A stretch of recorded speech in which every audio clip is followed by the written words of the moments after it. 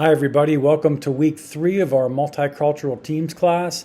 So this is a really important week and I'm just so glad that you're going to be participating in it because there's a lot of great things for you to learn. So we're going to be focusing on decision making, which is oftentimes where a lot of friction occurs and the rubber meets the road with how do you actually get things done, who's in control, does everybody have to agree, should the leadership be hierarchical or not? I mean, it's good stuff. If you've ever worked on a multicultural team, you'll understand that these are really important concepts. So you're going to read Hibbert and Hibbert again, and then you're going to look at their Appendix 3. Very important appendix because it's going to tease out some of the qualities for a good multicultural team leader and inform your project paper, which I'll talk about in just a little bit. You have some video, or you have not some. You have a video to watch. It's very helpful because it's Erin Meyer being interviewed about why her book is so important. So she summarizes her book in a refreshing way. In fact, here's just something that I wrote down that really encapsulated her book in just a sentence.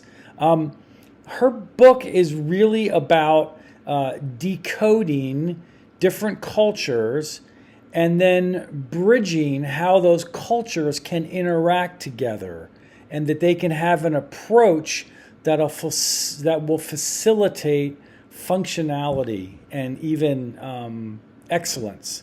So I just, that was really helpful to me.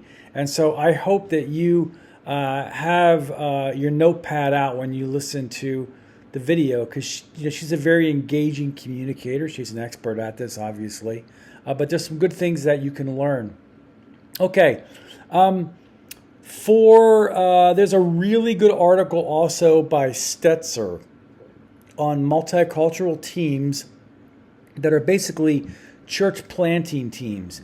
And boy, this really hit home for me because this is the way that I was first really exposed to multicultural teams and the joys and also the pitfalls of working on them. His article is a little dated. It's written in 2003, but man, is it relevant. I mean, great stuff. And as I was reading through it, I kept on thinking of my years in France and my months in Africa, some of my short-term missions trips, and some of the ways that I struggled. And I appreciate the article so much because it's written by a Christian worker, in this case, a missionary and pastor, who's experiencing a lot of the same things that we do when we're in ministry. So this is one of those important articles.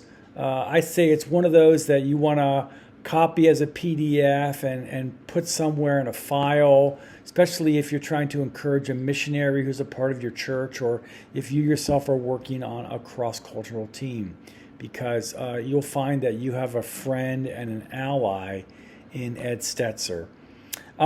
So then for your discussion, you're going to be focusing on the ups and downs of consensual versus top-down decision-making. So a good discussion for you to be involved in.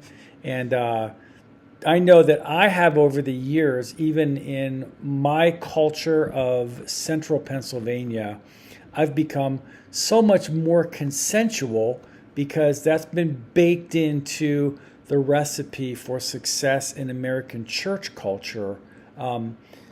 Comparing the generation above me to my generation, and then especially below me, it seems that they're more and more consensual. So I'm consensual by habit now, and I'm consensual because that's what makes my church hum and allows me to thrive as a leader.